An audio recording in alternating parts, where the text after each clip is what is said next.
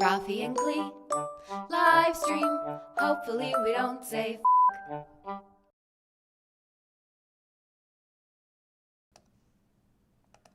Boom, here we are. Hooray! Hola. Greetings, awesome creative family. Welcome to the live stream. We're very excited to be here with you guys. Here's a quick warning. Let's say hi to everybody first before I give any quick warnings. Hi, Christine. Seems familiar. Ashley, Zara, Sarah, Tina, and Sarah.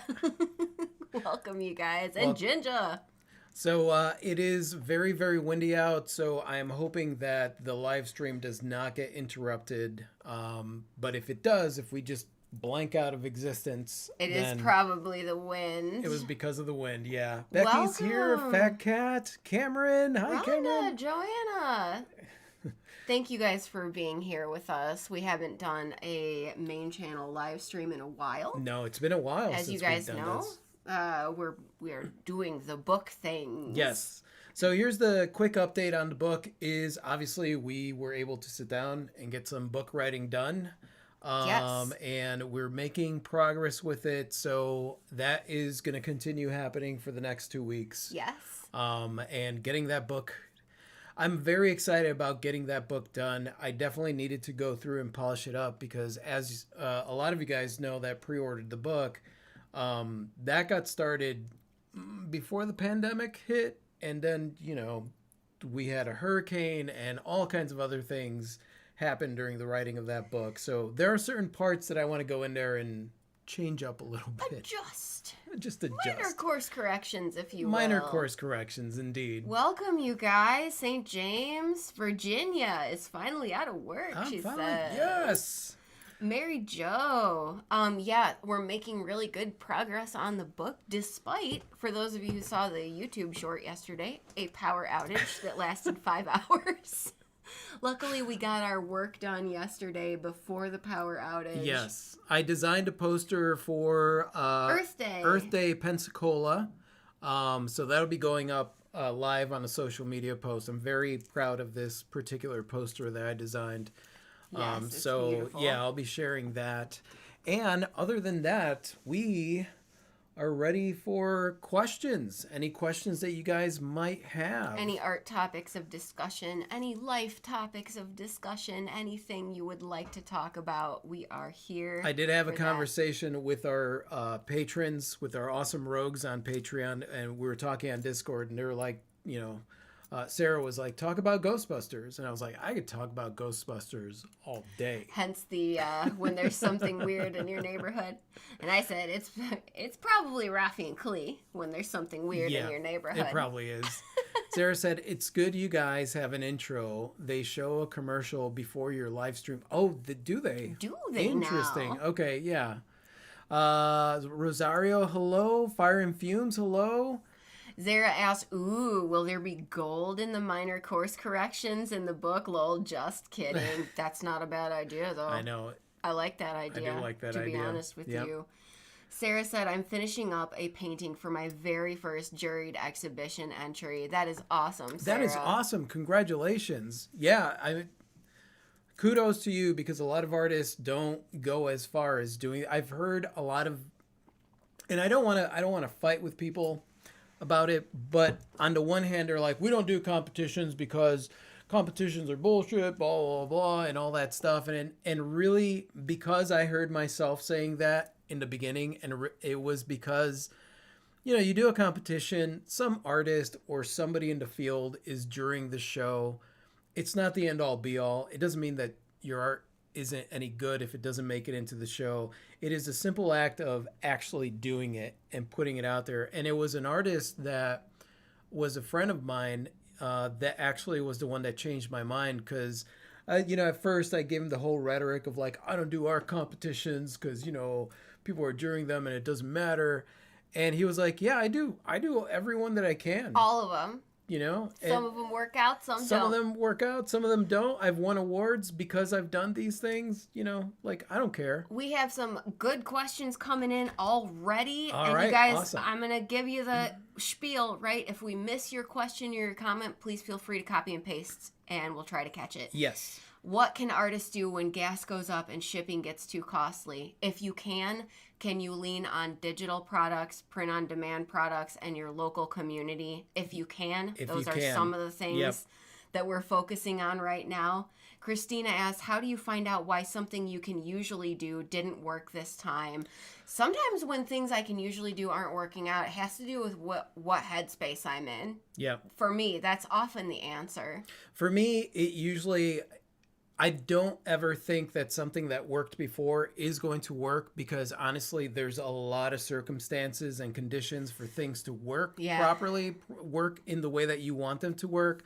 So I always just chalk it off as like, okay, well, it didn't work this time, but it did work in the past. So that means that it will work again in the future. I just can't count on this thing. And I think that that's the biggest thing for me, is that I don't get in a headspace where I count on something working out. I kind of expect it to fail, which allows me to stick to it and then tweak it and change it up.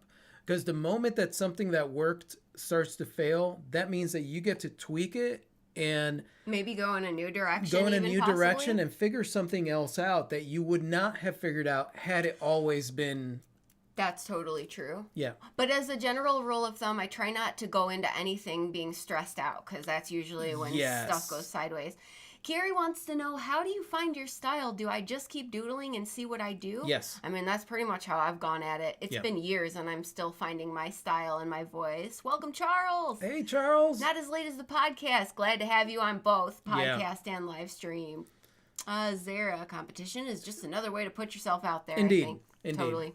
That's what it is. You just can't take it seriously. You can't take any of these things seriously. Understand that it's just, mostly it is a challenge for yourself. Even if you're doing like your first show, your first art competition, your first juried show, whatever it is, it's a challenge for you to show yourself that you are capable of doing it. A lot of people put their hopes into the end. They think that the result is what matters. It is the act of actually doing it that makes you stronger as an artist and makes you capable of putting yourself out there in any situation that there is.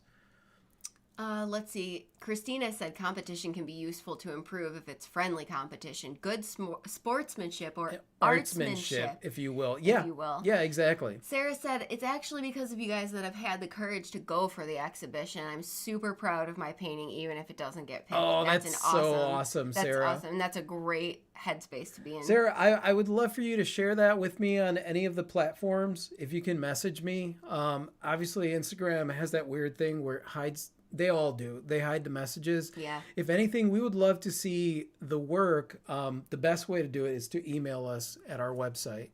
Most definitely, yeah. Cameron said, I pay to show my art if I need to. Competitions are just a way of doing that. If the art gets in, win or lose, doesn't matter. Yeah, it's the act of doing it. It's the act of doing it. Because the first two competitions that I entered into, I did not make them. I didn't make it into that competition. And then the third one I made it into, I won Best of Show. So one of my ribbons, that artists love to show on the back of their wall was because I happened to enter a competition and I won Best of Show. Maybe an old question, but best video editing software in your honest opinion, please. Honestly, the only one that I use is the Magix Vegas Pro, and that's because I started using Sony Vegas back when it first came out. In the way back when. Yeah, in the way when I was editing movies with my kids, like we'd do like horror movies and all kinds of like fun movies. That's what I learned how to use, but Final Cut Pro is good too.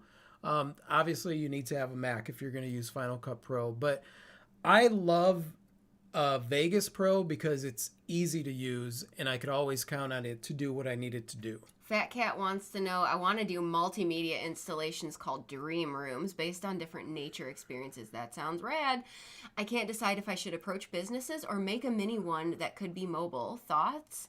I think it's kind of a cool idea to make a mini one that could be mobile and then see where it evolves from after that, I think that's cool, yeah. Like a mini one that's mobile, and then eventually, if you want, you could approach businesses and do a big event where you could rent a space to do like some kind of thing for a month. And then have the local businesses be sponsors of the event. Obviously, that's big and that takes a lot of planning. But if you start with a mini one and you have something that you can show them as an example, that might even help like really show them what you're trying to do, what Yeah. you're doing. I love that. Yeah, I love that what idea you're too. trying to do. Yeah. Jen just said competitions are neat ways to have unusual for you parameters and commit to them. Yes. Mm-hmm. Yeah. You guys, the ticker tape's already moving fast. We already missed some of your questions, so feel free to copy and paste. Just copy and paste your question if we missed it. Fire and Fumes asked, do you think it is worthwhile to redo a painting you love and has a lot of meaning to you, even though not in the same frame of mind? If I love the painting and it has a lot of meaning to me, I don't typically I won't redo it. If I change my frame of mind and I look at the piece and I feel like the artwork is lacking something, then maybe I will. But most times what I'll do is create something else with that new parameter in mind. And then I leave that the old work as a snapshot of time of when I was there. Because I know that no matter what, somebody's going to relate to it. But also if it's something I love, I'm not going to want to change it. Nina wants to know, is it regular practice for an art gallery to collect $50 a month with 6 months upfront commitment plus a 15 to 40% commission on sales on top of that? I would say that's not entirely unheard of. I belonged to a gallery that collected monthly plus commissions plus your time. The part that I'm getting stuck on is 6 months upfront commitment. Yeah. Yeah. That's where I'm getting stuck. Is this a high traffic gallery? $50 a month makes sense. The part that I'm getting stuck on is if they are charging you a monthly fee and then charging you 15 to 40%, the way that it works with the commissions in a gallery, and this might be like a co-op gallery. A lot of times you get co-op galleries and they have all kinds of fees. In that case, I would take a look and be like, wait a second, is this fair? The only time that a gallery should be charging anywhere between 40 to 50% is if you are going in as almost a partnership with them. That means that they already have a client base that they know that they're going to be able to sell your art to. And they're putting the work in. And they're putting the work, they're doing the advertising for that. Basically, they have a client list and the 50% is you partnering with them. Mm-hmm. Where you are creating the work and they are finding your buyers. A lot of galleries love to jump on percentages like that without actually putting in the footwork into it. And that's why every gallery is different. You have to take a look and see, like, is this working out for me with them, or is this not the relationship that I need? I would have some questions for said gallery about those things. Yeah. Deborah said vanity galleries do that. Yes, they do. Vanity galleries, and I tend to stay away from vanity galleries. A vanity gallery, and I have a video out there that explains what that is. But essentially, what it is they have a membership fee. You are paying to play.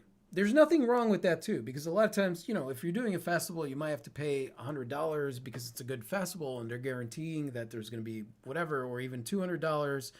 But some festivals and some galleries love to boast things. In fact, there's one in London that I constantly get emails about. Yeah. And it is a crappy show.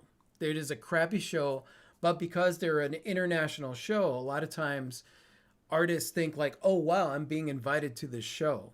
There's another one in New York that is definitely a vanity gallery that they are charging the artist to show their work there. And they've got really fancy videos and make it look like it's a legit thing, but it's not. So always look at galleries, shows, and everything with just that mindset. If a show is charging you $300 to show your art and it's a good show that has a history and has traffic, that makes sense. Because I also hear a lot of artists balk about something like that. But take a close look and make sure and read reviews of other artists who have done that show in the past to make sure that it is legit.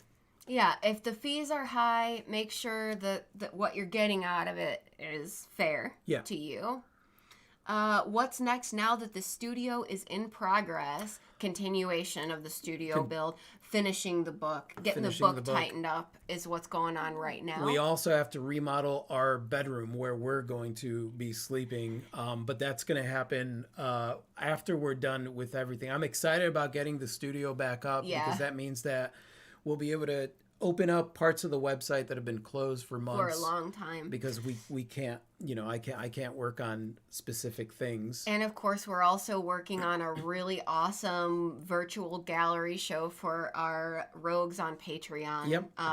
So that's exciting too. Yeah, we have the Collab Lab on Patreon, and then in August we're actually going to have a live show for a month. We're going to a solo exhibition. Solo exhibition. Clee and I are going to be taking over a gallery downtown, and we're going to be making something fun. So it's cool because we get to film that and show the thought process in putting a show together myself. Christina says, question, I find that the art process requires constant attention and thinking, even if it's just images flashing in your brain of what you want to do next. What is your opinion on that? Well, that's one of the reasons that I always have a notebook within like arm's reach because it's not even like a just in the moment constant attention. It's like when you're a creative, like it's 24/7. Like you never know. You could lay down in bed. And I've had it happen where I lay down in bed and I'm like figuring something out. I'm putting images together. Now this happens the same way as like, there was a bat in a wall, and then like at night I was like, how do I put this bat? But like, because creativity is something that you're constantly doing, you could wake up with it. You could go to sleep with it. You could be sitting on the toilet and be like, oh, I have this idea. And you want to be able to, maybe not in the bathroom, but leave the bathroom and write it down. Clee's done that. I've seen her like sprint out of the shower because she'll dangerous. get an idea. Megadose wants to know, how old were you guys when you guys first figured out that art was going to be your life? And did either of you go to art school? No, did not go to art school. I took some art in community college, and then I was hyper focused on my rock band that I was in, so I stopped going. I've always been an art kid. Yeah. I would say that I always wanted it. I always wanted it.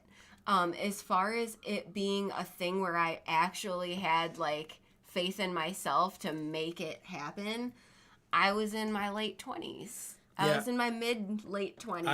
I was ever since I could remember, I was always praised for drawing and sketching and painting, and I always had some kind of art supplies, and I had a lot of support when I was really, really young. But then as you start becoming a teenager, people start telling you to get your head out of the clouds. Mm-hmm. That was a fun little dream while you were a kid. Go ahead and grow up. And I did very well in art in all through school. But then when I left high school, I entered the family business. And basically that's where my corporate career started. I entered the family business, and then I left the family business and then continued in corporate and set artwork aside as more of like a hobby thing that maybe I did every once in a while. I didn't produce as much art during that time because you do it like once a year or twice a year where you could actually have that time to sit there. And eventually it got to the point where I realized that like, this isn't the life I want to live. Mm-hmm. Like I want to be who I am is a creative at heart. And I've been stuffing that down. So, and that's what you see now is a decade of us just doing that. Even throughout this decade, it's been touch and go. Like, can I keep doing this, or is it going to fall apart? You always just keep trying to move forward. Yep. Christine wants to know ideas on how to not get discouraged for being forced to stop doing your art full time for an I'm going to butcher that word. Incongenial. I don't know if I'm saying it right. Job. Because your art doesn't sell, it's my nemesis. Over 30 years, haven't found art jobs that fit. Yeah, I mean, and that was the thing. Like, I didn't go for the art jobs. I basically put myself out there so much. We did that so much. For the first 5 years, we did 3 shows. Every opportunity. If there was an art walk, if there was a farmer's market, if there was a flea market, if there was a small little thing that somebody was like, hey, we're going to do this sale underneath this bridge. If any opportunity that there was to just show our art, we did it. In fact, that was one of the comments that a lot of people would say. It's like, you guys are everywhere. We took things to extremes. We did take it. I would not recommend taking it to that extreme because it really was. It was a lot of art. We weren't doing anything other than creating art and then doing shows. Creating art, doing shows. Creating art, doing shows. And that was basically it. As far as like going out and doing anything else, like it was very, very rare. And that in of itself is not healthy. That comes to my workaholic personality. That is one of the things that I've had to like push down, because I love doing art, but I also want to appreciate my life, not make it the end all be all. You know, like we are inspired by the stuff of life, and if we're not living life, then where's that artwork coming from, and what's the motivation behind it? Now, I'm willing to go to extremes to keep doing what I do creatively. Yes. I'm willing to be homeless. Yep. I'm willing to take a corporate side hustle if I need to for a period of time. I'm willing to scale back on comforts and luxuries to an extreme. And that's I would say that that's the thing, though. Like, if you do have a job, it all has to come down to perspective. Mm-hmm. If you're looking at that job as, I have to do this because I'm failing at my art, that's a lot. That you're telling yourself something there. That's heavy, yeah. That is very heavy, and it's very discouraging. If you're looking at a job and you're saying, this is just part of my side hustle. This is what I'm doing right now to be able to support the career that I want. Because I know that this career is going to take a while. Like any business, it's going to take a while for it to flourish. It's going to take a while for it to be able to support itself. So that's why I will never ever tell somebody, you need to quit your job and do this full time and, you know, do like I did or whatever, because we struggled for years before we started to bring in, and even now the finances it's not like security at a job. No, like, it's not. But we struggled for years, but also our lifestyle. You know, when we left Illinois, we were living in our truck. We got rid of everything. So like we got rid of everything. We had zero bills, zero anything. So like we were able to afford to struggle for a while. And we were willing to struggle for a while. I kind of like that. We were able to afford to struggle. Yes. I've never heard you quite frame it that way, but it's kind of true. I was always told art is not going to make you money. Get a real job. Oh, that's bullshit. A lot of us creatives have heard that bullshit. And that's why it took me so long to get. I feel like I'm a late bloomer. I mean, it was later on in life that I was like, wait a second.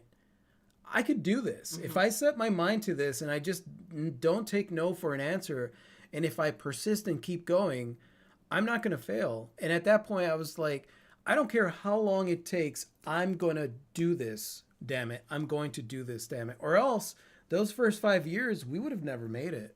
We would have never made it because, you know, it's not the inability to do it. It's not failure. It's quitting because you get discouraged. That's ultimately the only thing that could stop you from succeeding as an artist. Because at that point, you stop creating art, you stop putting it out there, you stop trying.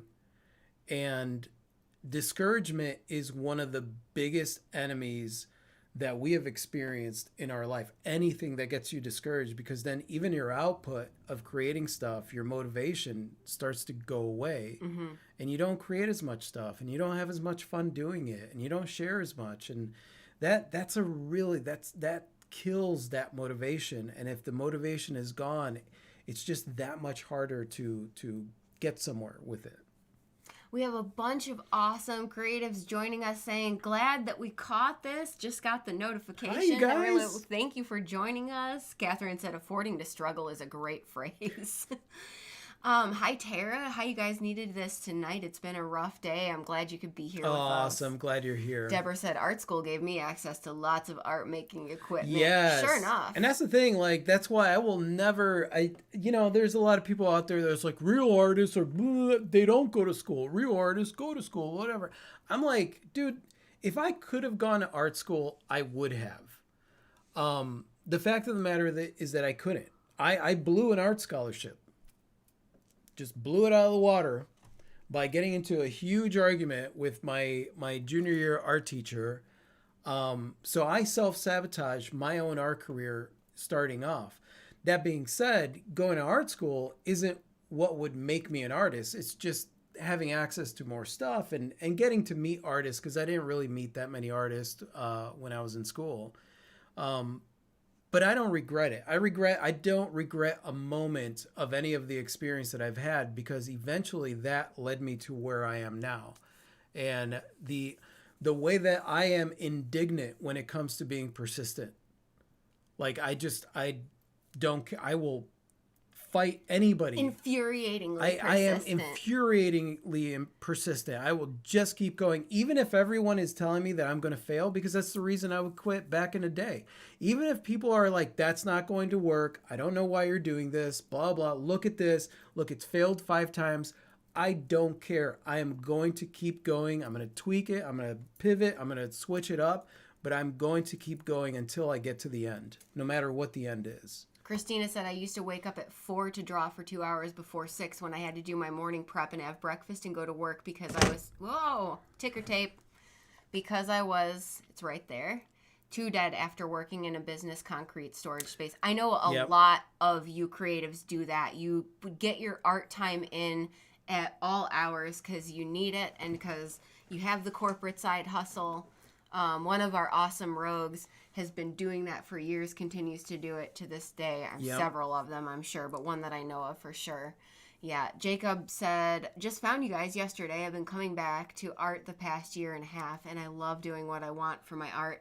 Don't so much care for commission work. Stay positive, guys. Oh, the beast that is commission work. Commission work. So a lot of people want to stay away from commission work.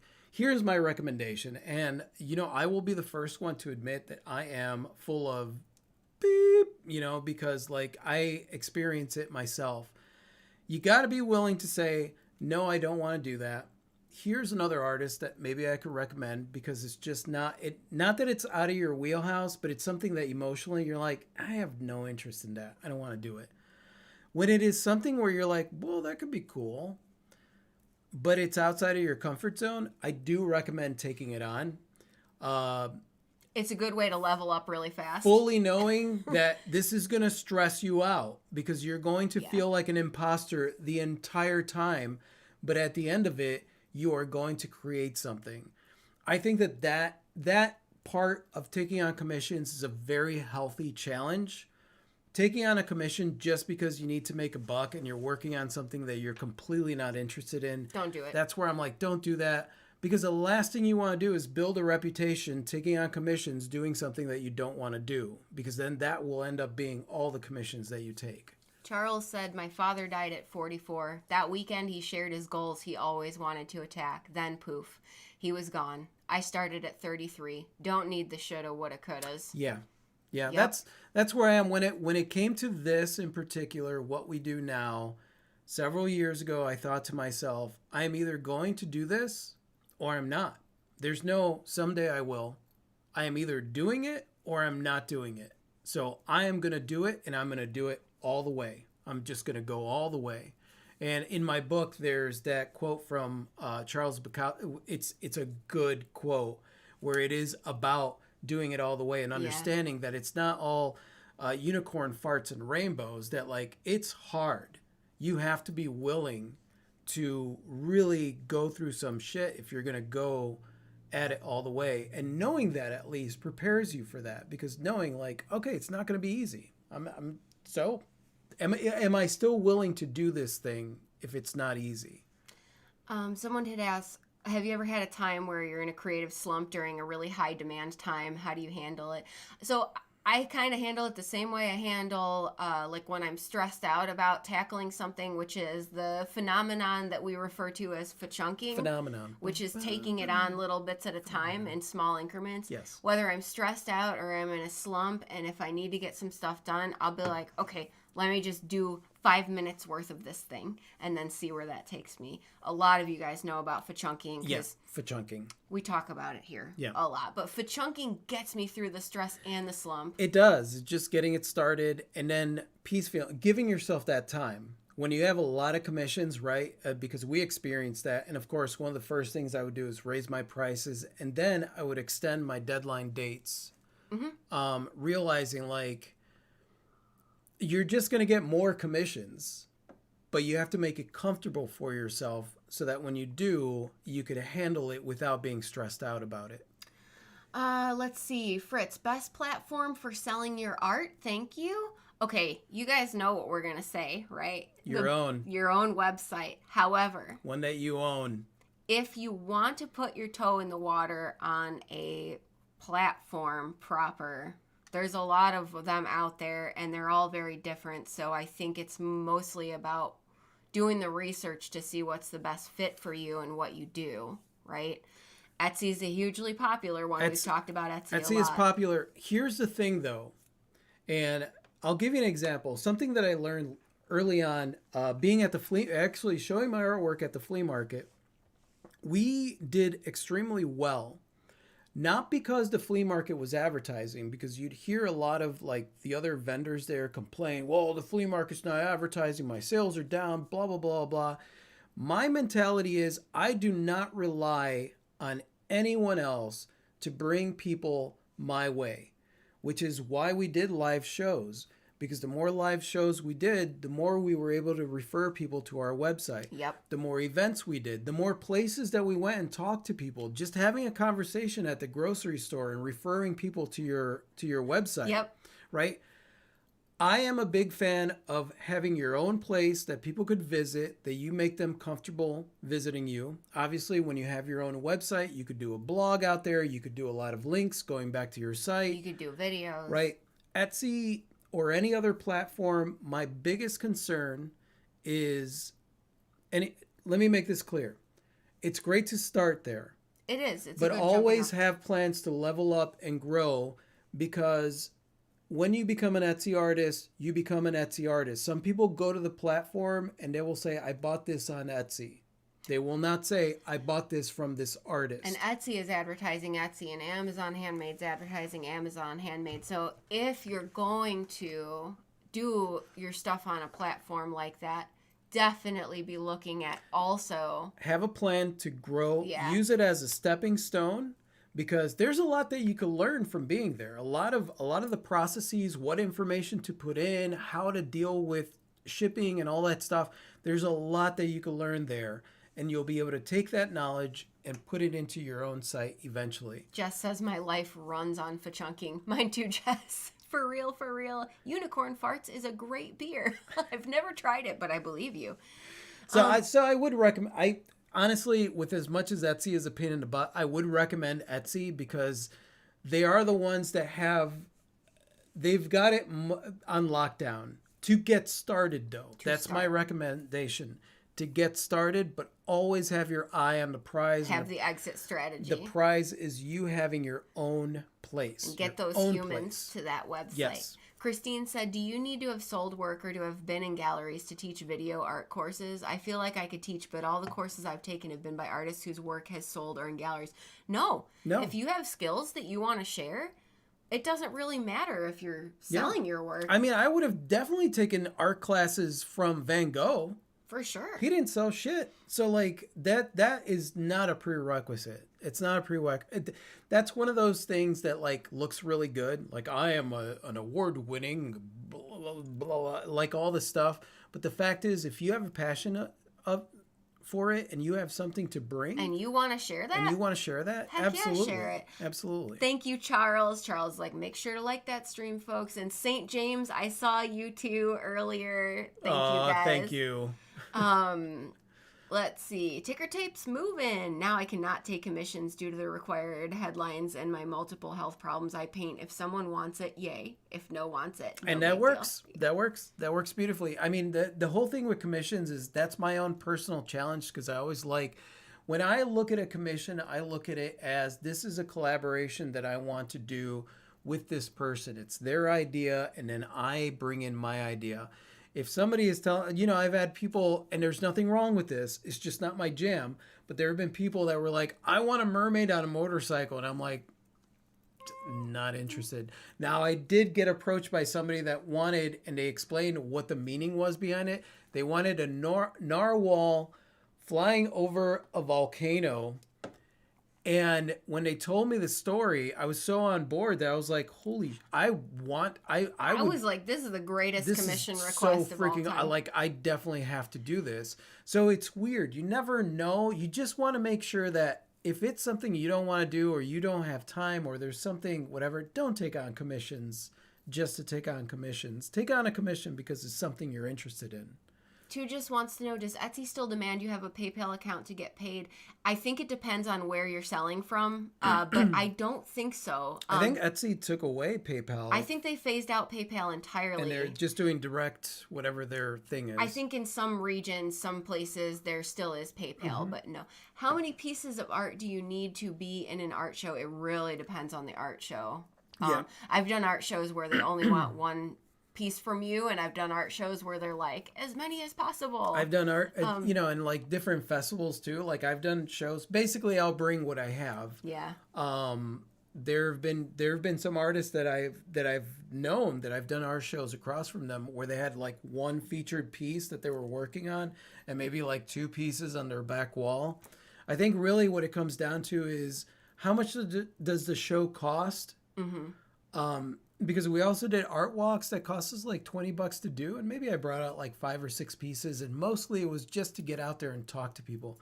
You got to think about festivals and art walks and stuff like that the same way that, like we've had friends that own businesses that have nothing to do with art that will go out and maybe have a restaurant and they'll do like free drinks of like a certain drink or something like that, only because they are advertising their restaurant.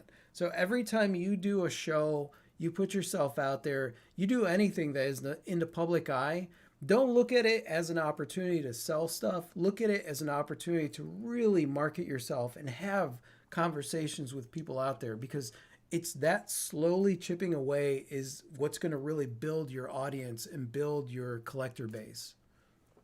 Tom said, I have art and prints of a certain price point on Etsy and higher tier stuff on Saatchi. But yeah, eventually it'll all be on my website. That's a great strategy. I mean, so our stores on Etsy have been on vacation mode. For a long time. But what I have on Etsy is I have the small versions of my prints, my handmade prints that I make. And then on each listing, it says, if you want something larger, go to my website. So I've managed to use Etsy as a way to promote my website. And if I do get a small order on Etsy, then it's no big deal. But like the majority of my business, everything is directing right back to my website. Earlier in the ticker tape, there was a question of, is there a web hosting site that we prefer? For us, it's WordPress. It is directly WordPress. Like a lot of people will use Bluehost. I had Bluehost. Listen, our website is a behemoth. It's huge. Large. There are over, not even counting the products that we have, like the product pages, we have over 100 pages on our website, thousands of pictures, and our website still, like it still manages to be way faster than it was when we were on Bluehost, or, I used GoDaddy at one point. Every month on GoDaddy, I had to worry about somebody breaking, hacking in, and I had to go in and like remove hacks and stuff like that. I use WordPress.com for my WordPress website. It costs us $300 a year to do the e-commerce store. They handle all the security stuff, which is still way less than what we were paying on Etsy. Yeah, and that's the thing with Etsy. Like, you want to get in there, it's not going to cost you a lot of money when you first get started, but then as you start building up your business, you got to realize, like, either I'm going to be sending people to Etsy or I'm going to be sending people to my website. So like that's what habit do you want to form with the people that are buying from you? It took me a while to make that transition. Yes, it did. It took me a while. Let's see here. The ticker tape jumped. How do you get into an art show? It depends on the show, but in general, there's usually a juried application process. Yeah. Whether it is if you go online, Zapplications, things like that. Yeah, for a lot of the shows. For everything from a gallery exhibition to a farmer's market, we have gone through countless of juried application processes. They're all pretty much alike. And a lot of them are just sign up for this, like art walks and stuff like that. We just signed up for. Honestly, the majority of the shows that we found out about was because we were doing shows. And other people would recommend, like, oh, have you done this show? Or have you done this show? And then we'd look it up. To be honest with you, when you asked how do you get into an art show, that kind of makes it seem like it's all like the same process. They're all individual shows. They do vary. They're all going to be different sizes. They're all going to have different restrictions. So like, don't see them all as one thing. See them as different individual opportunities to put your stuff out there. Hi, Ave. Hi, Ave. Ave just did a great video on her channel. Oh, yes. Weighing out like changes that just happened on Etsy. Because they raise their percentages. And how to still use Etsy for you to your advantage without letting them use you. Definitely watch her video. I don't know if you can, Ave, put the link on to here. Your channel. If you can, put the link on there because it is a great video on Etsy, the changes on Etsy that happened recently, and her reason for moving to her own website. But still keeping Etsy in the pocket for usage. And not only that, but Ave is amazing. She's awesome. Her channel's great. Yep. Yeah. If you can post that link, totally do. Yep. Let's see. I tried to find you guys on Patreon and could not. What is your Patreon? Said Polly. Rafi was here. Rafi was here on Patreon. You convinced me. I'm gonna go for my own website. Yes. Nice. How do you find art shows? Honestly, the best way to find the art shows that you want to do is word of mouth from other artists. There's nothing better than getting like an actual account of how an art show is. A lot of the art shows that we have done is because someone recommended said art show. A lot of artists take chances on big expensive shows that they've never been to, that they don't know anyone who's done it. And that's a crapshoot, to be honest with you. Like, it could go either way. A lot of it, too, gets started by looking at, like, a local events calendar. See if there's, like, an art walk or something.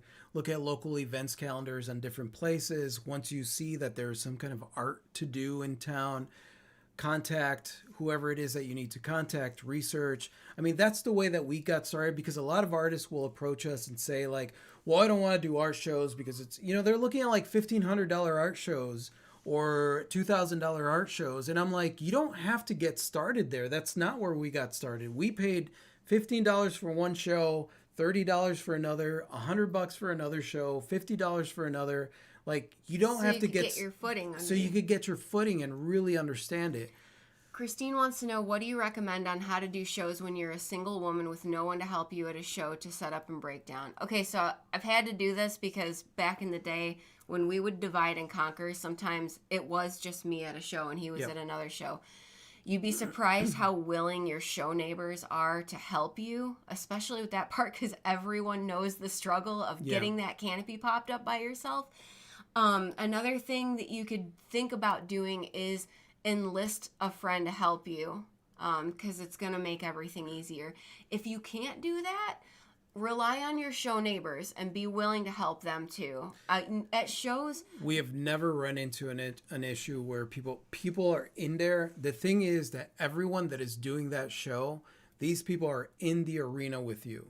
It is very rare that you will find, especially with especially with the smaller shows, maybe like the big, like $1,500, $2,000 shows, like maybe they've got their crews and they're disconnected. But with the smaller shows, everybody's in it together.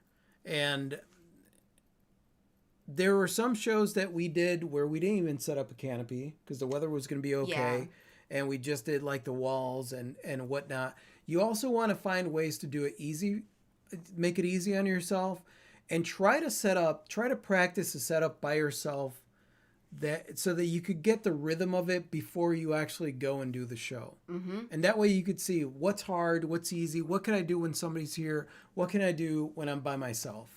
Anna wants to know, how do you plan all you're going to do in a week? Okay, so we have like a scaffolding of our media schedule and our house stuff that we're doing in the studio stuff and like all the stuff. Even still, Rafi and I sit down every evening, we recap the day, and we talk about what we both want to do the next day. Yeah, what's going to happen tomorrow. And then in the morning we do it again, a coffee meeting where we're like, this is what we're working on today. This is because, every day shit happens. So like, there might be a day where it's like, well, our plans that we have for tomorrow are out the window. Yep. Let's So regroup and come let's up with a new regroup. plan. Yeah. So it's good to have a scaffolding, and by a scaffolding, I mean a general idea of what you think you might want to do, and then like revisit that every evening and every morning. Yeah. And be flexible. Be flexible. That's what's most important. Totally. Be willing to just... Because life.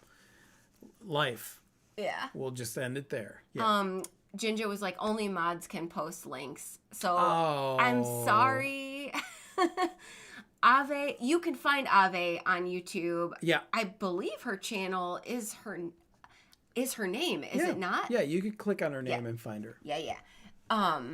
Okay, so hey, my favorite people, not only art peoples. Rafi, have you ever done airbrush art? My hands have been getting super bad, and I think airbrush may be easier than tiny brush. I've done airbrush art. That's actually one of the courses that I took when I was younger. I use airbrush in some of my pieces when I want to have more of that like cloud effect on there. I'm definitely not adept at airbrush, but I do use it in my art. I tend to use all kinds of stuff just to make, like, if I want something to look a certain way, I'm going to do whatever it takes to make it look that way. And I mostly experiment. So, but yeah, I do have an airbrush gun and the compressor and the whole 9 yards. Kelly said, I rigged a board that I used to push the center of my canopy up, but it took practice. Kelly, you are That's such awesome. an amazing champion. That is awesome. Pauline said your local art school students are willing to help at art events. Oh, yeah. That's often true. Yes. Yeah. And the Squirrely Gardener said, and always have your art show emergency kit. Yes. Totally. And make sure that kit includes a towel. Y'all. Always towel. have a towel. And zip ties. And zip ties. Zip ties. And plenty of water. Yep. Mm-hmm. Seems Familiar said, I put a piece in a local show that was voted by donating food.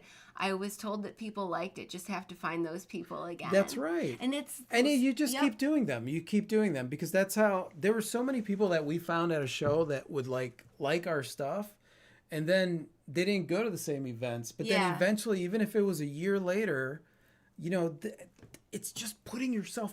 Just keep putting yourself out there. Like a lot of people... They're like, they do it for a month and then they're like, well, it didn't work, and then they stop. And I'm like, a lot of people that ran into us, it was like 2 years later that they were like, oh my God, I've been looking for you. Yes. Some of my most loyal collectors like just scoped out my work and myself for like 6 months before they ever said anything or approached me at all. Avi said, yes, I've lucked out with great show neighbors. If they can't help, the organizer will have people on hand. That's right. That's right. Yeah. Abe also said, yup, as far as finding her on the YouTube. Okay. And Anna said, yeah, life all the time. All the time. Life. Yep. I made it. What up, Kirkman? Hey, Kirkman. Forgot there was a stream today. It is all good. Dabble bag. Yep, I set up and tear down myself too. Good exercise. Yeah. Yeah, I mean, and you could figure out ways to do it. The canopy that you use, one of the canopies that a friend of ours had, you could set it up from the center just by holding it up. So, like, it's just looking into those things. I know that it's scary, especially if you haven't done it before, to go and do a show. Yeah, now, I've done enough shows where, like, I've set up canopies by myself. I did one corner and then the other corner. But there was always people there to help me if I needed it. So, it's just a matter of doing it, honestly. Ginger said, it's official. The putting yourself out there interpretive dance right there. Beautiful. I love you so much, Ginger. Oh, good. Have you ever used artist grade spray paint? I didn't even know that was a thing, to be honest with you. Yeah. Didn't know that was a thing. Yeah, that's the stuff that those dudes used on that one mural. Ah. Yeah. Yeah. I have. Artist grades. Does it differ from spray paint? Not really. Not in your opinion? No. I mean, the colors, some of the colors are brighter and less, obviously, like when you're dealing with yellows, no matter if it's in acrylics or whatever, like yellow just is weak. It's very like... Yellow is always... It's always so watery and whatever. Now, with the artist grade, the yellows, that's where I would recommend, like, those colors that tend to be a little bit watery, I would definitely go with the artist grade because there's a lot higher pigment count in them.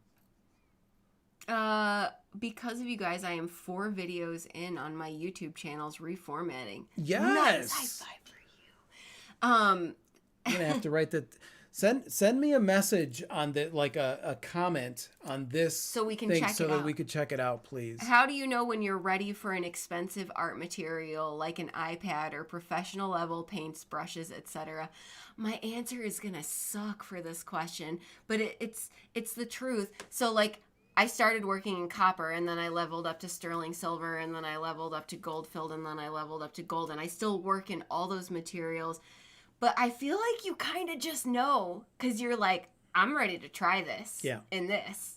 Like, now, the thing is that you'll know that side of your brain that is like, well, this is a waste of time. You know, like, dude, you're just wasting money by doing this.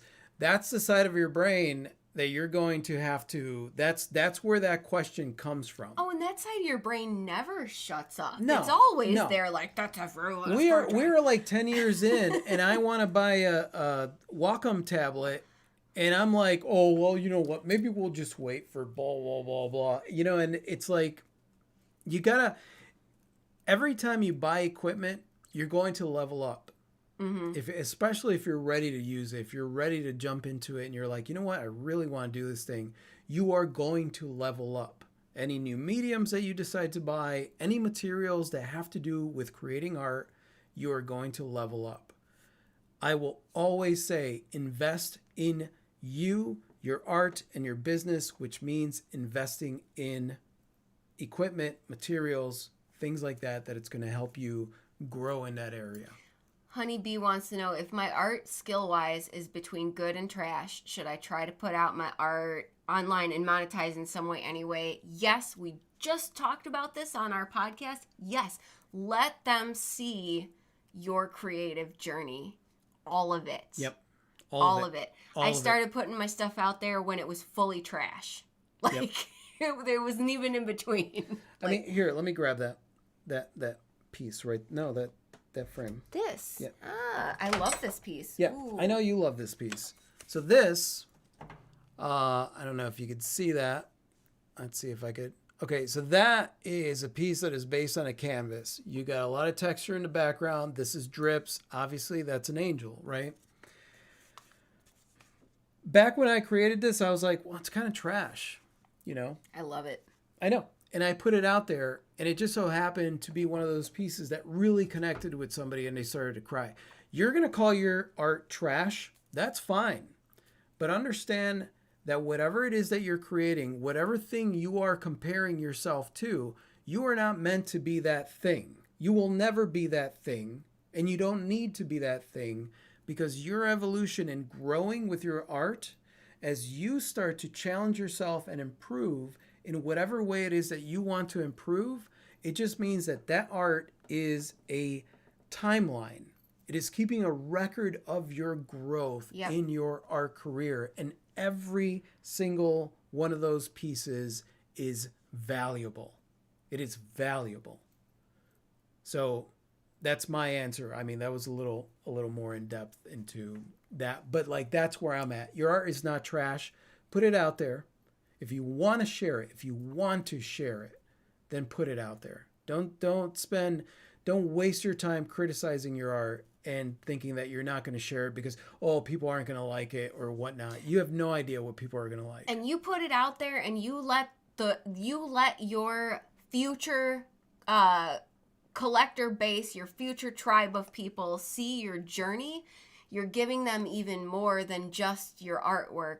You're giving them your story, and you're giving other creatives permission, like we said on the podcast this evening, to do the same, to put it out there. You don't have to be whatever level that voice in your head tells you have to be at. And understand, you're going to get a lot of, the only time that you will get artists out there that criticize artwork is when they themselves are insecure, right? So like, somebody who does very, very realistic paintings may criticize somebody who works on abstract because they're like, well, look at that guy. He's selling art.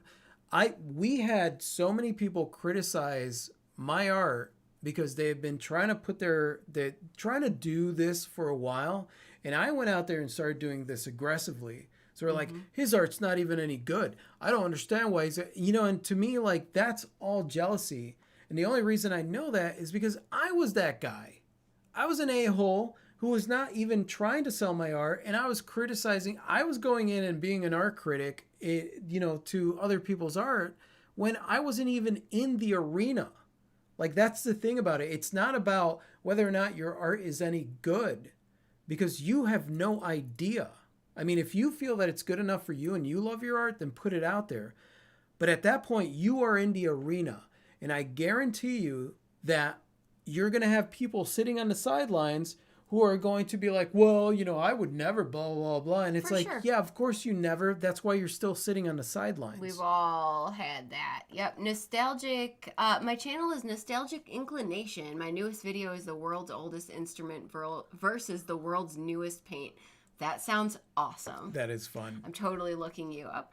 Timothy said your podcast was great to listen to. Awesome. Thank you, Timothy. Thank and Joy you. was like, what's the name of your podcast? It is The Artist's Life. of Rafi and With Clee. Rafi and With Clee. Rafi and Clee. Yeah.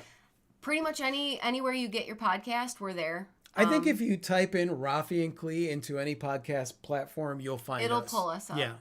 Ariane said it's a map of your journey. Totally. That's a It very is. concise way to It say is. that. That's beautiful. Yeah. Kiri said, thank you for liking my Instagram posts. I'm doing stories on TikTok. I saw that. You guys know my path is about connections and letting people share their stories. So I shared my high school football story and my teen pregnancy story. It was, and they were good. They were real good. They weren't, you know, they were, that was touched You are this doing right this here. stuff, yeah. Yes. Hi, Jason. Sorry if I repeated my own question. Thought you didn't see it. Feel free to ignore them. And thanks for answering. No worries. It's better to post twice Yes. than to not post at all. Yeah, guess is what I'm trying to say. I'm glad we were able to. This thing moves so quickly. It does, And and we we're like- really want to be able to like answer your questions. And it was a great question. I loved it. What do you do if you're a slow artist? And to top that off, you don't stop until it's good, so you end up posting a few times a year. Just keep chipping away at that. You know, keep chipping away at that. A lot of times what I did was, so when I worked on several pieces at once, like I would work on a lot of pieces at once. Yeah. And what I would think about was a painting that I could do where I could put all these pieces together and do like a common background and create a series of something simple. It was the challenge because everything I created was so complex and so detailed and so whatever, that I realized that the other side of that challenge was like, what can I create that is simple?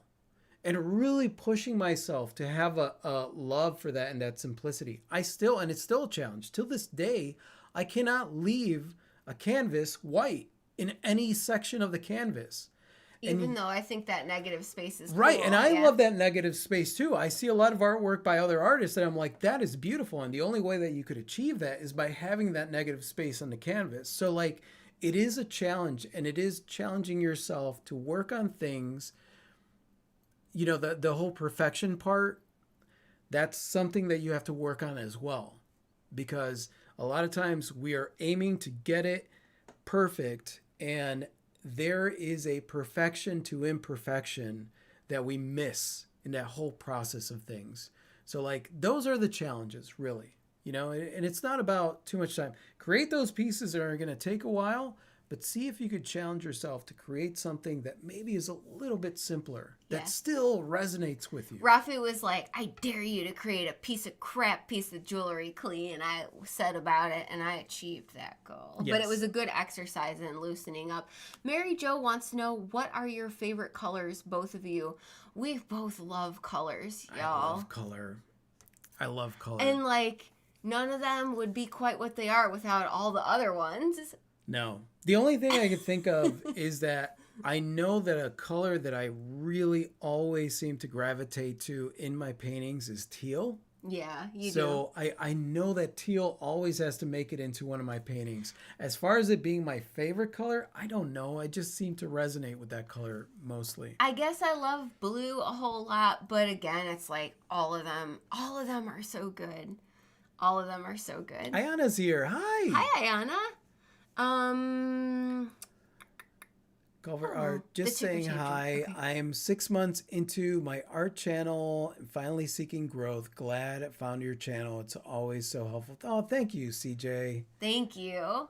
Charles wants to know, how do you feel about business cards given out 500? I recently received a commission from New York and I'm in Yes. North Carolina. Love business cards. Business cards. Never giving them up. The thing about Hand them out. the thing about business cards is, listen, when we order business cards, we order 1,000 business cards. And At least. At least 1,000, because 10% of the business cards that you give out, 10% of those people are actually going to keep the card. And then 10% of those people are going to maybe contact you. So like, it's all about getting your business cards really cheap and giving them out to everyone that you talk to. When we go to the grocery store and we're talking to the cashier and we're like, yeah, we're artists, blah, blah. It's like, Business yeah, card. here's a business card. Yep. If we meet somebody random on the street, we talk to them about art and they're like, oh, that's interesting. You guys are artists? Like, yeah, here, you can see our work here. Because a lot of people will get business cards like the first time they get bit, they're like, I have business cards. And then they hold on to them like gold. Like, is it worth giving a business card to this person? And a lot of people would have you believe that business cards are getting phased out, and I No. assure you that they are not. No. And we send them out with every outgoing package so someone can give Yeah. the business card to a friend or family member if they want to. Yeah, we're very much like, you get a business card and you get a business And card. on the and you get a occasion that business we card. forget to bring business cards with us, we're both like, no. Yeah.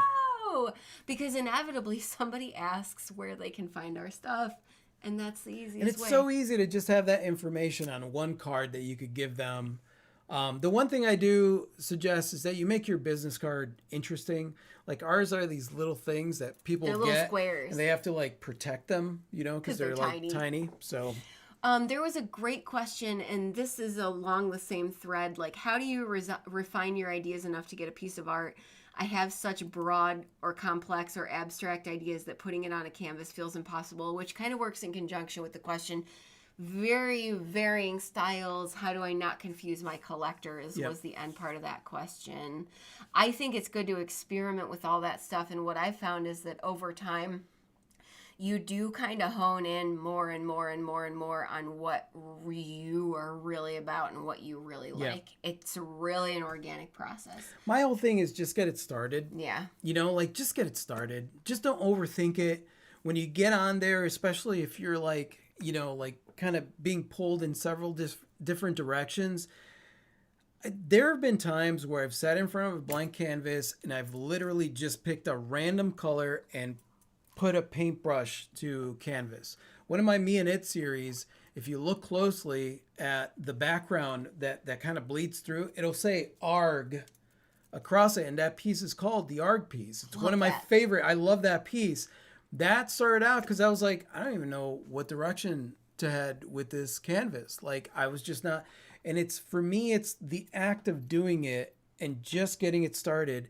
And first off, not worrying about whether or not you're going to screw it up or it's going to be a piece, you know, a POS or whatever it is, the thing that keeps you like, well, I don't even know which direction to head. Yes, you will once you get it started. And that's going to evolve and that's going to change. You don't worry about getting it right. Just worry about getting it down. Like, that's it. Totally. Especially for those of us, all of us, who have more ideas than we can ever possibly hope to do. Just get it And down. Just get it down. Yep. High fives for business cards. Lena said, people love my business cards. People will take them even if they don't buy anything because they really love them. It's weird. I think that's wonderful. Yeah. I agree with that statement, said Audrey. My solution to white space, said Wanna Be Human, white space anxiety is painting over it in white. I think that's awesome. I did that with one piece. There's two pieces that I went that route and I did it. I was like, yeah. They still stress you out to this yeah, day. they do. Stephanie said, I start out simple, but it usually turns out more elaborate than I expect. Yeah. Yeah. I know how that goes too. Always. Do you think newsletters are useful to send to clients? Yes. Okay. So first off, I'm going to stop you right there. As far as clients, there are humans. When you're using a newsletter to update, think of think of people that you consider clients, collectors, buyers, right? Think of them as family, right? These are people that you are updating with your newsletter. You are letting them know, hey, this is what's going on in my life.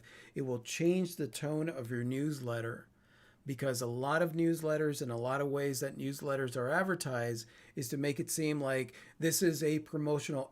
Everything on the internet is touted as a promotional marketing thing, right? Which is why there are so many marketers out there marketing.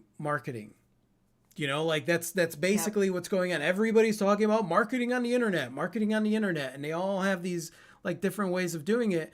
But really, when it comes down to it, we're not losing that connection. The people that are subscribed to your newsletter are interested in finding out what you're up to. The people that are subscribed to your blog are finding out more. They want to know more about you. That's the reason that they subscribe to your blog. So I would say, like, when you're looking at that, think about the humanity in the aspect of how you put yourself out there on your website. Newsletters are great because you could direct people right back to your website. The only thing I suggest is don't only make it about, I have this sale going on. Make it about something that is going to connect with people, something that you care about. Like my rule of thumb is if I can read my newsletter and enjoy it myself, then it means someone else is going to enjoy it. And really, like that, the formality factor for me, like it stresses me out. Like I would rather remove the formality factor and approach it from a casual frame of mind for myself as well. Because if not, we're like business robots. Like, I can't buy do it. this, buy this. I think about it this way. And I'm giving away all the stuff that we have in the marketing book, but like, think about it this way. If you go to a party, right, and you have a newsletter, right, that because you're doing this thing, how are you going to approach the people at the party? Are you going to like stick it in their face and be like, sale, sale, sale? Or are you going to introduce them to the fact that you're an artist and these are the things, and then you relate to them and you're like, hey, guess what? Here's this newsletter. It's the same thing. Christina said, I just tried fa-chunking on my painting I'm stressing about, and yup, it's much easier. Awesome. Mwah. Mwah. Ayana wants to know, do y'all ever create while in a bad mood for release, or only when y'all are inspired? I used to create often from a place of from that sad or mad or whatever place to release. I don't expect to create anything that I'm going to like later on, but I will do it for the release factor. I will create for a release factor, whether or not it's going to make it out there. So like, let's say that I'm stressed or I'm feeling insecure or whatever, right? I'll allow myself to create, but then I'll take that creation once I'm feeling a sense of empowerment and see how I could turn that around, how I could make that so that when I look at the piece, it's a reminder to me that, yes, I got over this. Yes, we can get over this. So like it doesn't finish. It's almost like a work in progress while I'm working out my emotions. Mm-hmm. And that way at the end of it, like I am left with the piece that I'm looking at that I'm like, yes, I feel badass when I look at that. Yes, it's dark, but it's showing me where I overcame whatever this thing was. And I tend to gravitate more towards music for that purpose than the jewelry per se, because music is a release in that way. But yeah, absolutely nothing wrong with using your creative powers as a release to work through that stuff. I think that's awesome. Susan said, just got here, no notification. Was there an email? I don't know, Susan. This one's on the main channel on YouTube. So I don't know how they send out their notifications. We don't know. Charles says, gotta go, time for my person time. All right. Something awesome. I salute you all. Actually, we gotta go. It's time for our person. Yeah, our person time. That's true. Thank you guys all for being here. Amazing questions, amazing insights, as always. Yeah, you guys, this was a lot of fun. I was actually a little just It's nervous. been a while. It's been a while since we've done this, too. so like I was nervous. I was like, oh my God, I don't even know what I'm going to talk about. And honestly, you guys were brilliant. You guys are freaking awesome. Yeah. Let's see. I missed the beginning of the stream. have you guys begun construction on the studio? Little by little. Our main focus right now is getting those books done. The book. The books have been kind of like a bottleneck for me because it's taken so long to get them done that like that's our primary thing. And then while we're doing that, we'll be working on the studio, but we're really going to tackle the studio once the books are finished. Cycling Artist says no space art after, but there is glass art after. Are you going live on Twitch, Jason? Yeah. So for any of you who enjoy Twitch, Nanu Glassworks, Nanu right? Glassworks on Twitch. Yeah. Going live soon. All right. So glad you guys came on. 2 great events from you today, said Ariane. Thank you. Thank you. Again, welcome. Thank you guys for contributing to the conversation in beautiful, brilliant ways. Aurora said, again, welcome to town, neighbor. Aw, thank you. That's so awesome. Angela Hamilton, you guys are great. Good, Angela. Hopefully we answered your question there. You all are awesome.